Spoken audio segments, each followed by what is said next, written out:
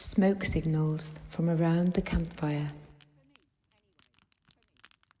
So, we are you're from that religious group, I'm from this one, so it's easy to let you go. When there are 500,000 refugees, not the handful that were picked up yesterday on the Kent coast, but 500,000 refugees trying to get to this island because they need a share of the food and water that's here.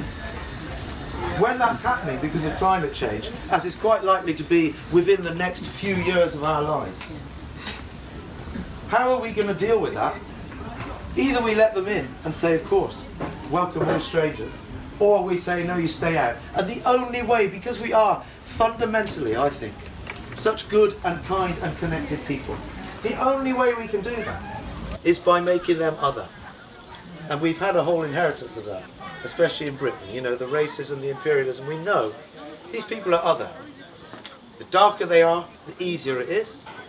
They come from North Africa, they're Muslims, whatever it is, whatever excuse we'll find, we can other them and say they're people who we can slightly dehumanise them, and therefore we can turn a blind eye when the army is sent to keep them out, and then when the army starts shooting them, we can turn a blind eye. And then what happens is those people organise and start to shoot back.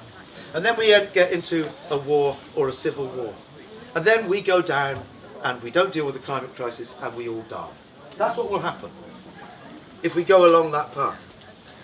If we go along the path of fascism and say, okay, we're gonna shut all our borders and this country we're going to now decide, and all the Bremainers and the Moaners and the progressive types and those people, we're going to clamp down now, we're going to get it back to some kind of controlled, orderly situation and look after ourselves, which is the trend at the moment. If we do that, we won't unite to act on climate change and we'll all die. If we start to struggle between countries, if we start to get too involved in, well, who was right and who was wrong with this, and should they be going through there, and isn't that oil needed more by us than by them, and all the rest of it, we'll get nuclear exchanges. And if we get nuclear exchanges in the next decade, we'll all die. What I'm saying to you is, unless we actually find a way that does spread kindness and compassion, we are doomed. It's no longer like kindness is a nice thing, wouldn't it be nice? Why don't we? Oh, if only we could. You know, this is one of the things I notice about our society, it's very clever over history, is that we've made this very basic thing that we all do into something really elevated on the one hand, and inspiring and beautiful, and on the other hand something which is so soft and spineless that none of us believe it could ever actually run the world. We believe that reality, well, that's nice, and then the reality is this. I notice it as a musician, I go and play at festivals. And I know I've really been struck by our festivals, especially somewhere like Glastonbury, which now includes everyone from the richest city trader who gets a VIP pass. I live there, and they live down the lane. They pay £7 to stay in a yurt for the weekend. You know, they get special passes. Down to the crustiest person who's managed to blag their way in, and you know, whatever, at that festival. Everyone's united in the crowd, and then someone's singing "One Love" maybe by Bob Marley, and everyone's like, "One love," and we're all there together. Because everybody actually wants to feel that. All my, what I call owning class friends, people I know who come from very wealthy background, privileged background, even if they don't have wealth themselves, they're all really decent people, and they all really want a world full of love. Everybody wants that, but we all know on Monday when the festival's over, we go back to our position within this system, which reproduces unkindness all the time. And we have to be part of it. And it's no longer just unkindness towards other people. It's no longer that we can turn a blind eye to the way that disabled people are being treated under universal credit because they are of less value to the capitalist system, therefore we can afford to let them go. It's no longer that unkindness, or the unkindness of knowing that there are people leaving North Africa today who are going to be drowning tomorrow, and that our country won't be rescuing them. It's also the unkindness, the fundamental unkindness we're showing towards the natural world, which is obviously going to be our end if we don't change it. If we treat some species as expendable, then we're actually bringing our own demise closer. So we are one kind, and this objective reality, we know that we are actually organically related to every single living thing on the planet. We all came from one or two mother cells that emerged many, many million years ago. So here we are all kin, and yet we're in this position.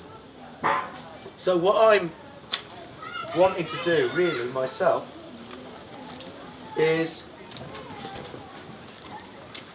find a way to bring that understanding to the fore, and to find a way to give kindness and compassion some spine, to arm it really, to mean that it is no longer seen as the weak option, but that we recognise it is essential. Therefore, how are we going to spread that? And obviously, in politics, a lot of people are doing that already. We try and have policies, and a lot of us, I think all of us here, would agree with policies which we thought were good for the environment or good for people. And if we've been touched by Extinction Rebellion and those ideas, and I know you had the talk here from Roger Hallam, which I personally, when I heard it, it changed my life, because it brought together what I already knew in that way that sometimes can happen. It crystallised it, which is that we really are up against it. This is an existential crisis that we're in, and therefore we need to think outside of any box we've already got. We have to have such radical action so quickly that we've got to find a way to step up. And what's happened there, of course, is we've stepped up political action. So interesting to see when I came back yesterday from camping in France, that now, after the XR stopping London, now we're seeing people, again, a revitalisation really, as tactics have been used before, but people say, okay, we're going to stop Parliament, well, not Parliament, we're going to stop London until Parliament is, until this ridiculous coup is stopped. People are willing to think about stepping out like that, and we have to do that, but that's a very dangerous time. We're in a dangerous time. Wherever we go, it's dangerous. If we pretend it's not happening, it's dangerous, because we need everyone to be part of this. But if we just go ahead, we have to look at the dangers. And right now you can see, like I said, I was thinking, oh, it'd be quite good if riots kicked off.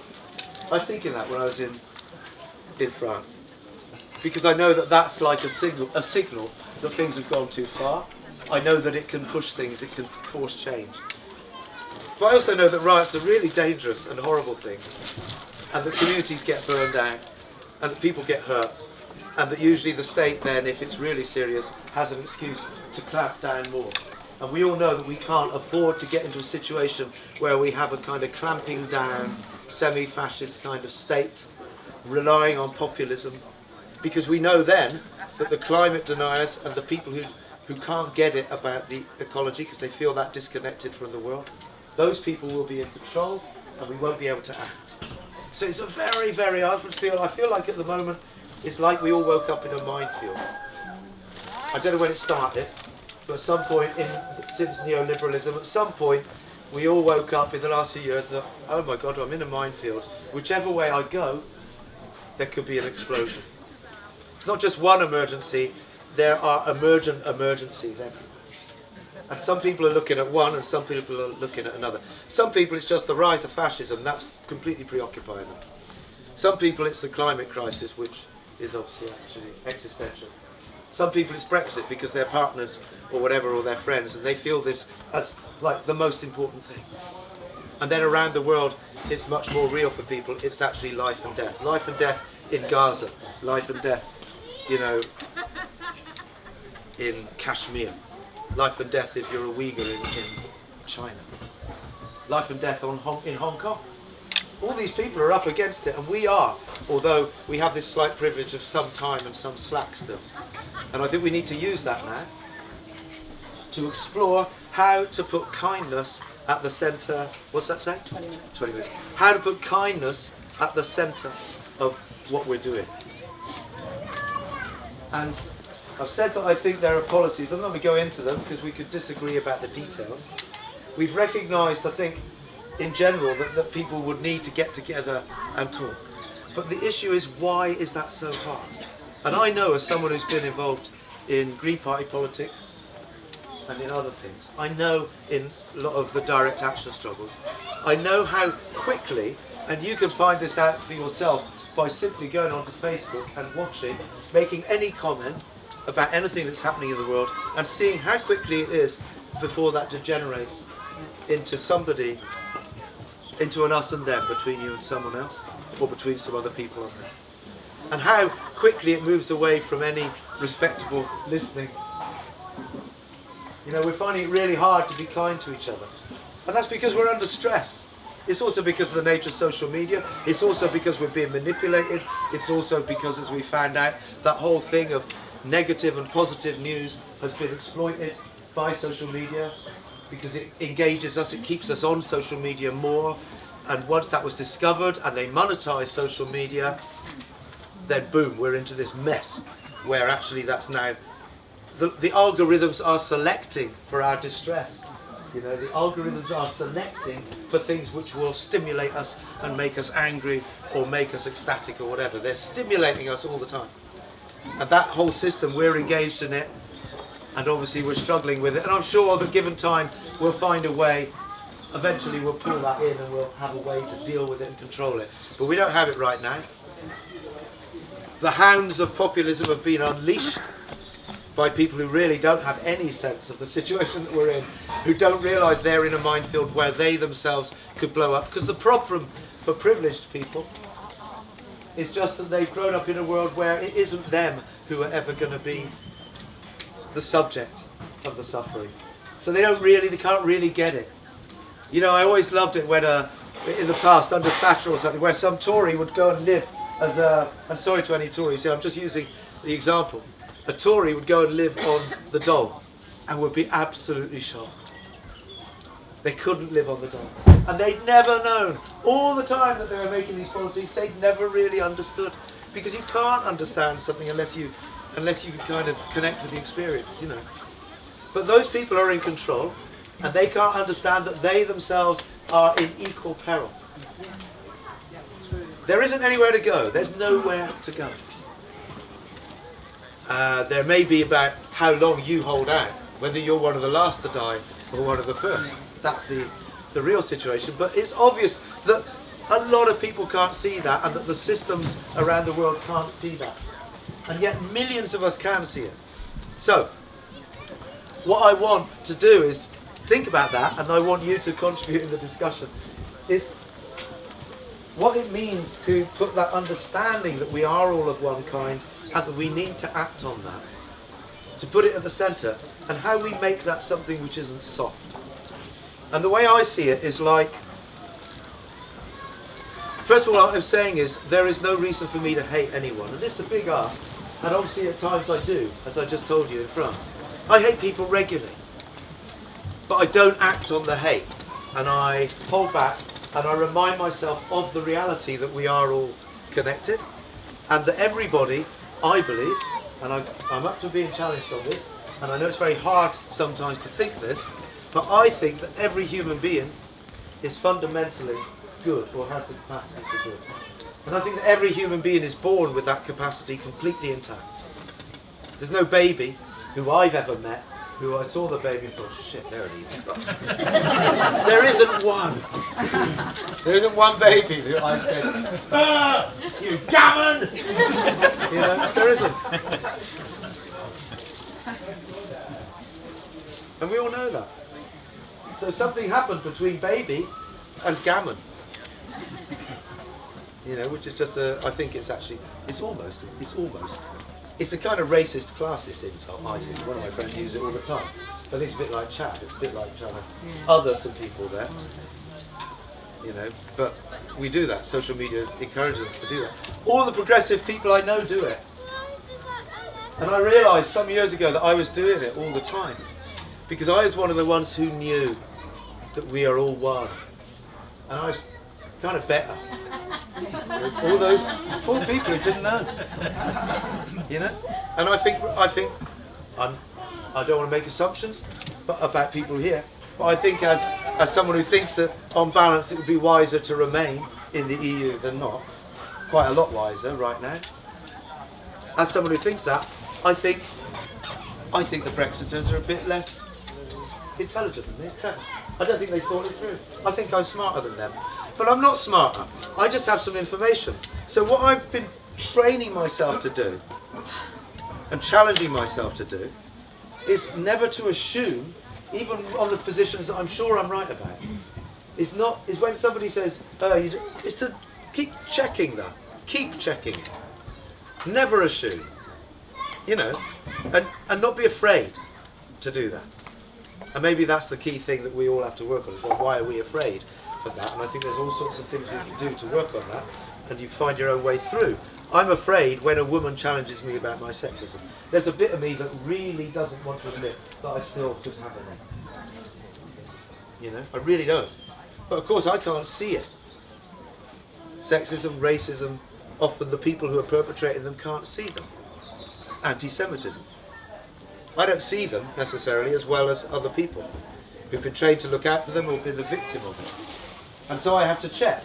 Now I don't think it's always true that I actually maybe am being sexist or racist in a situation when somebody tells me I am. So I'm not assuming that therefore, and I think there's been a trend to this recently, whoever says I'm the most oppressed, whoever says I'm a victim here, gets to dictate what happens. That isn't going to work either. And you can see it's not going to work, therefore don't go that way. This isn't about following righteous feelings anymore. This is about how do we get out of this minefield by creating cooperation between us. We have there's no luxury of being self-righteous as you go down with the ship, because everyone will go down. I've got to find a way to connect with the maximum number of people and to create some kind of culture, politically and socially, where we can all say, okay, I trust you, you trust me, we'll get through this. So that when that real emergency is hitting us, that's hitting other people in other parts of the world, when it really is, there's people coming, I don't know if we've got enough food, we can actually try and figure out a rational way to deal with that situation. Or a rational way to resist a fascist group that is coming through our town in the back of trucks with guns. These are very harsh images for a nice Sunday afternoon in this beautiful place. But they're real images of real things that happen around the planet and will happen in this part of the planet. Very likely, unless we get on top of the situation. Can we go at all to how we're going to get on top of the situation? Yes, okay. Okay, so what I'm saying is that I'm not going to take responsibility, incidentally, for whether or not I have the answer. No, you don't. No. But that I have to recognise, first of all, the common humanity. That I then bring that, when I'm looking at someone like Boris Johnson or Bolsonaro, when my mate told me about the Amazon, and I thought someone ought to take out Bolsonaro, that's what I thought. First of all, I want to know that I recognise that Bolsonaro is not a fundamentally bad person. Bolsonaro is just someone who's ended up there. I want to get my thinking cleaned up around that and create space around my thinking about that and be prepared, not just want to be in the group that wants to beat up Bolsonaro because it makes me feel better and safe, but actually go, okay, try and really take what I know here. So he's a person who's ended up there. He's very disconnected. They've got all the guns, they've got all the money. How do we deal with that? And what I think is the revolutionary thing about the kindness that I'm talking about.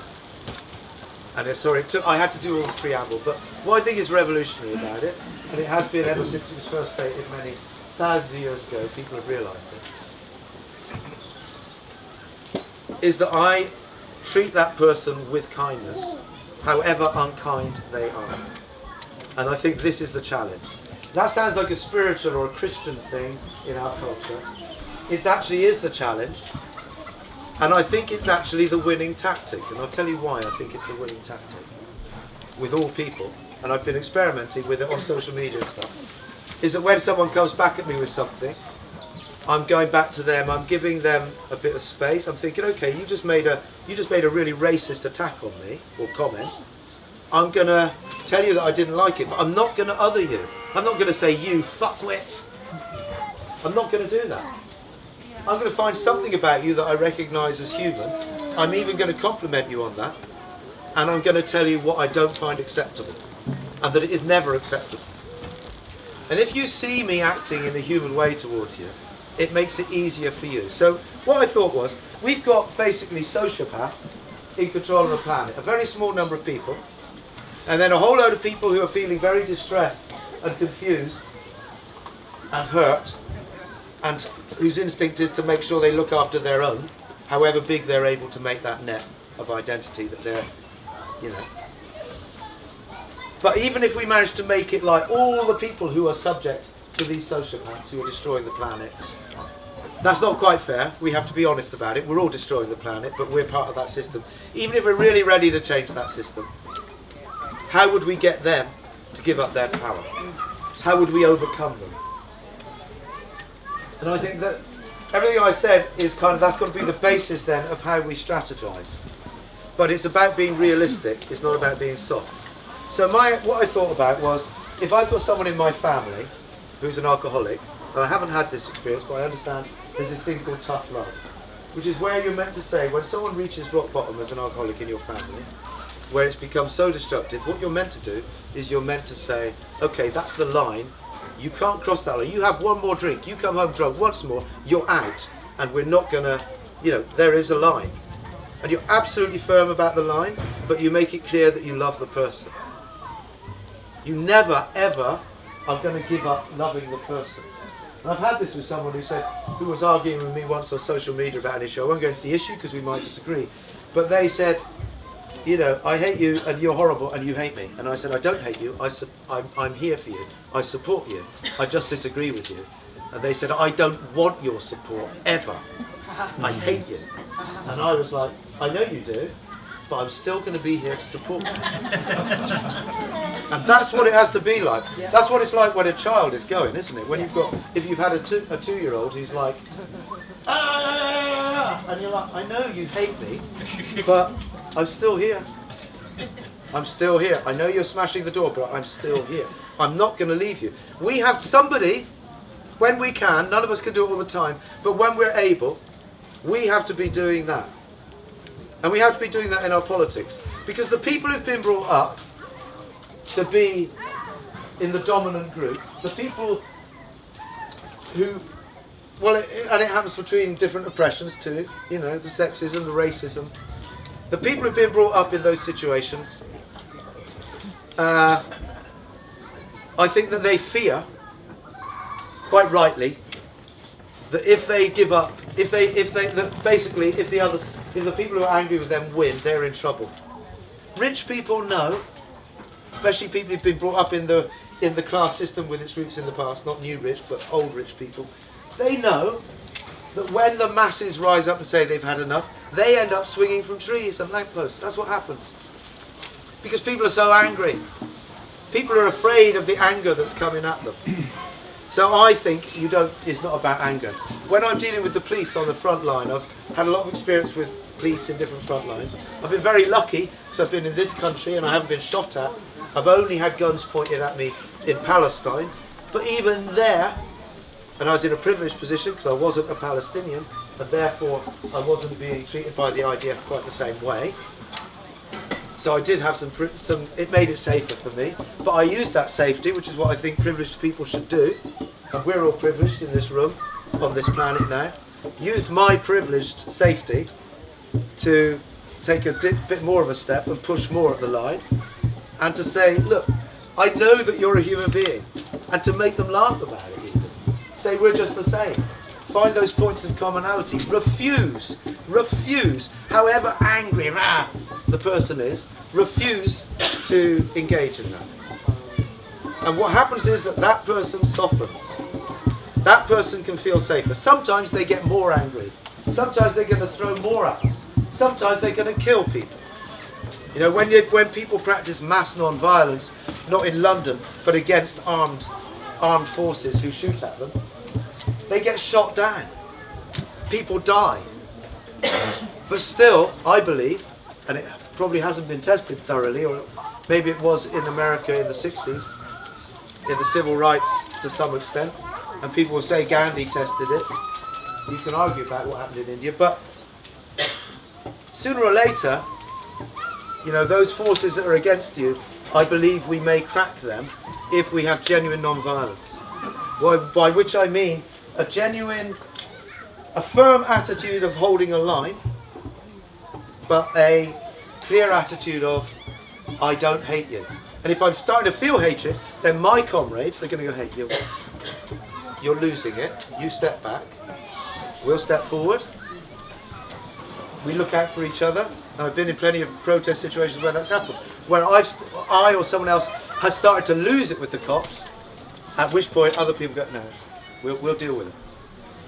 But it is a very fine place, because it's so easy to fall into that, okay, I patronise. And that doesn't work for people, that doesn't work, being patronised. So it's about checking that yourself. It's not thinking that you're any better. And I think that's the other key thing that I'd like to say, which I think is the work that we all have to do, is that I am no better than anybody else. And I quite often, I'm reminding myself of that in random places, at checkouts, while driving after someone else has just cut me off at a roundabout. I notice that I do that too, that I am literally no better than anybody else. And I keep exploring that and making myself examine. So how that is enacted, I'm not sure. It's a very subjective thing, maybe. It's about creating a culture. But the key thing is to get over this idea that loving and being kind is soft.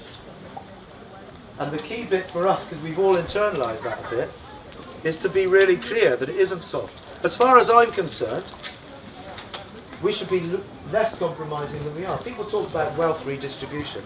I don't believe in that. I don't think anyone on this planet should have more than they need if there is anybody on this planet who doesn't have enough. I just don't think that's tenable even for one moment. If somebody in here was dying of thirst, and we were all here like, yeah, well, we got water, it wouldn't be tenable, would it? It would be gross. And yet, that is the situation. We're on a planet where some people are dying for want of this or that, and others are holding on to it, and most of us are colluding with that because our own taking care of our own needs depends on it. How we get from that to the other society is the whole question. But the point I wanted to make is that unless we have the kindness, unless we recognise the common humanity of all people, and unless we then embody that, try to embody it, and we have to be kind to ourselves too and recognise that it's very hard for us to change those habits and that we're not perfect, and not create a culture where people, which at the moment is happening a lot, all this virtue signalling, I think the right wing coined the phrase, but I quite like it because I do see it. It's become something corporations. Have you noticed with Pride recently? Pride is now a corporate thing. You had British Aerospace on Pride. British Aerospace make weapons that kill people, that disembowel children, that blow people limb from limb. That's how they make their money. And they make it by selling it to countries where gay people are locked up, tortured and killed. And yet they were sponsoring Pride. And that was enough for them. That showed all of us, we live in a really inclusive world, a kind world, an inclusive world. But the suffering's happening somewhere else. So we have to be kind to ourselves about the fact that we're in this situation, but also kind to our brothers and sisters, that we all will be unkind all the time. We'll all say, oh, I hate fucking gammon. We'll all say, oh, I could kill that person. We'll all do it. We'll all be mean and selfish. You know, that's the world we're in. But let's try and create this culture where we recognise, and I don't know how this is your question, I don't quite know how we bring this into the focus of what the words are, because the words have been devalued. Love, compassion, kindness. When I say devalued, they've been turned into this special thing over here, which is so lovely, but so unrealistic. And what I'm saying to you is, there is no other way out of this situation now. And we are all capable of behaving kindly to other people. It's only our fear that they won't behave kindly to us. And I think that's even true of the ultra rich. I think that they would find it easier to let go of their wealth and control if they knew that we're in a world where you'll be taken care of, no one's going to recriminate. You know, there's the thing for revenge, that's not kind. The need to make people suffer for the wrongs they've done in the past, that's not kind, it doesn't help. It just makes them harden their position. So it's about thinking about how we can say, okay, everyone was born as a baby. I'm trying to sum up now because I realise I've run out of time. Everyone's born with potential for good. The situation that we've grown into historically has put us in this place where we're pitted against each other. We now have to find a way to rebuild a community and solidarity between all people, or the maximum number who can then coerce the rest. You know, we have to make it has to be compulsory kindness now. Compulsory on this planet. Kindness to all species and all people has to be compulsory, because if it isn't, we will fight and we'll die. I'm going to leave it there and open it if there's any time for discussion, because there's time for discussion immediately afterwards. Outside. Great. Thank you for listening. I hope it's given you some stuff to think about, and I hope that some of you will come and tell me what you think afterwards. Thank you.